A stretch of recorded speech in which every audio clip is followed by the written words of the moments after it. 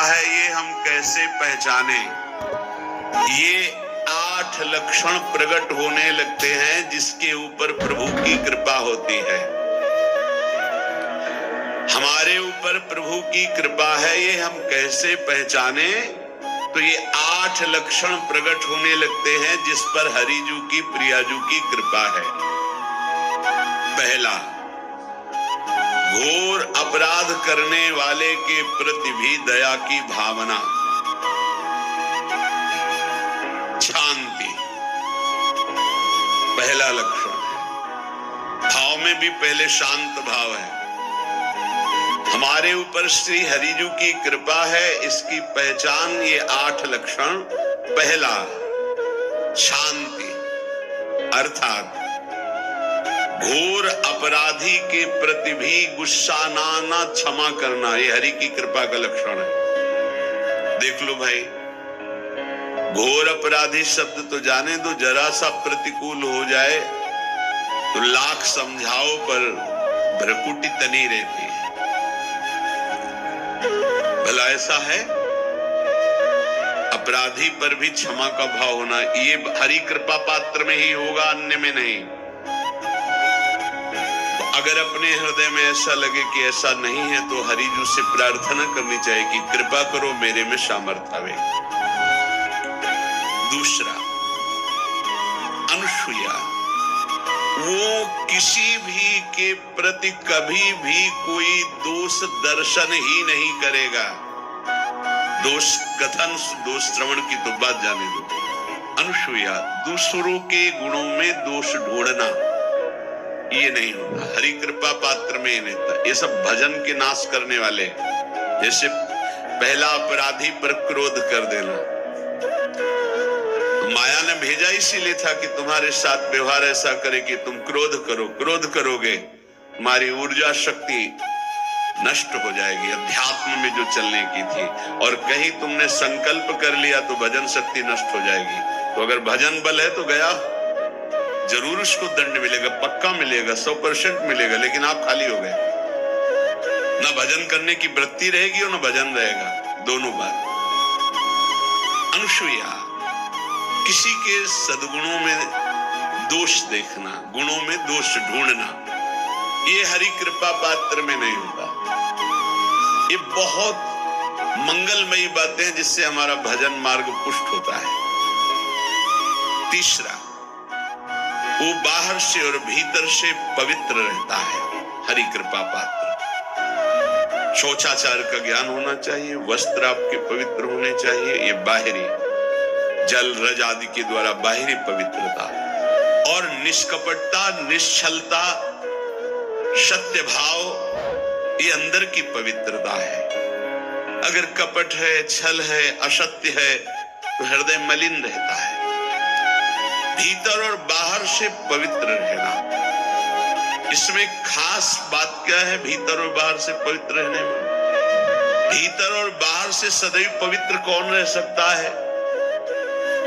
तो बोले जो पुंडरीकाक्ष भगवान श्री हरि का प्रियाजू का स्मरण करता रहता है, शवायाभ्यंतर शुचि, वो बाह्य और अभ्यंतर दोनों से पावन रहता है।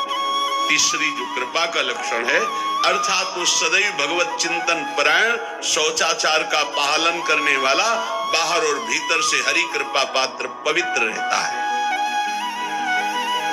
चौथा, ऐसे कार्यों का अनुष्ठान न करें जिनमें हमारा भजन छूटता है, जिनमें सत्य छूटता है, जिनमें भगवत भाव छूटता है। जैसे आपके ऊपर कृपा हुई, आप भगवत मार्ग में चल रहे हैं, अब आप ऐसे सांसारिक कार्यों का अनुष्ठान छूटता है जिनमें सत्य छूटता है, जिनमें भगवत भाव छूटता है। जैसे आपके ऊपर कृपा हुई, आप भगवत मार्ग में चल रहे हैं, अब आप ऐसे सांसारिक कार्यों का अनुष्ठान कर रहे हैं जिनमें आपकी चित्त वृत्ति बिल्कुल भगवत विमुख हो रही, तो जीवन का लाभ क्या होगा? लाभ तो है भगवत स्मरण से। कल एक ने प्रश्न किया कि मैं खाता तो नहीं लेकिन मांस के दुकान में मांस बेचता हूँ, होटल है, क्या उचित है? ये उचित कैसे हो सकता है? तुम और भी तो व्यापार कर सकते हो, जरूरी है। धर्म का पालन करने की इच्छा करते हो, धर्माचरण करते हो, ऐसा नहीं। तो विरत बहुकर्मा, उन कर्मों से हमें विरत रहना है जो हमारे धर्म के विरुद्ध है, जो भजन के विरुद्ध है। हरि कृपा पात्र ऐसे कर्मों का अनुष्ठान कर ही नहीं सकता। अपने भजन का फल देखना भगवत कृपा पात्र की, सबको प्रदान कर देना। हिम्मत है? अपने भजन, इतनी मेहनत से किया हुआ भजन, भजन होने के बाद हे प्रभु इस भजन का फल हो, सर्वे भवन्तु सुखिना सर्वे सन्तु निरामयाः।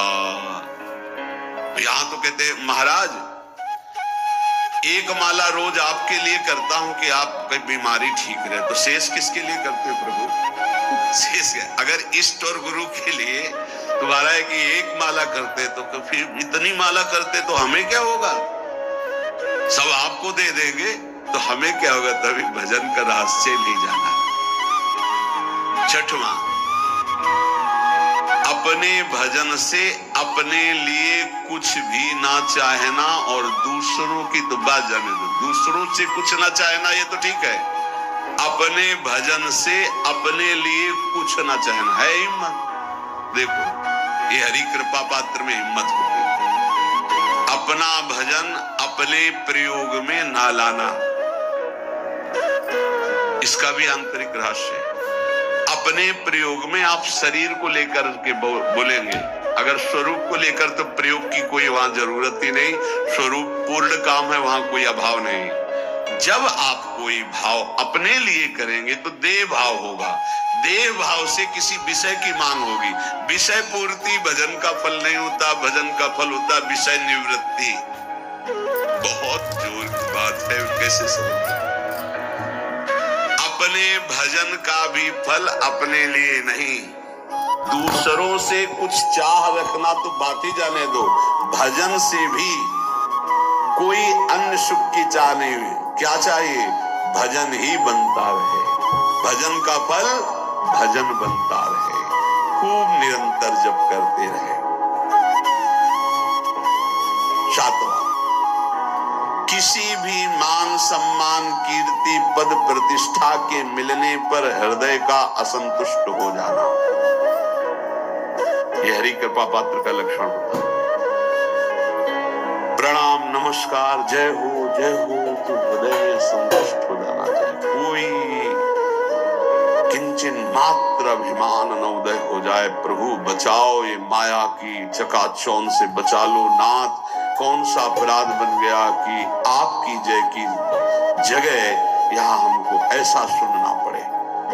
मान प्रतिष्ठा कीर्ति जिसके लिए बड़े बड़े लालायित रहते, हरि कृपा पात्र को विष की तरह चुभती है। और आठवां, किसी भी प्राणी समुदाय से संबंध ना रखते हुए सब पर दया की भावना, सब पर कृपा की भावना, सब पर करुणा मैत्री पर किसी से ममता नहीं। ये सूत्र बहुत व्यवहार में प्रयोग करने योग्य है। सबसे करुणा और मैत्री पर किसी से ममता नहीं।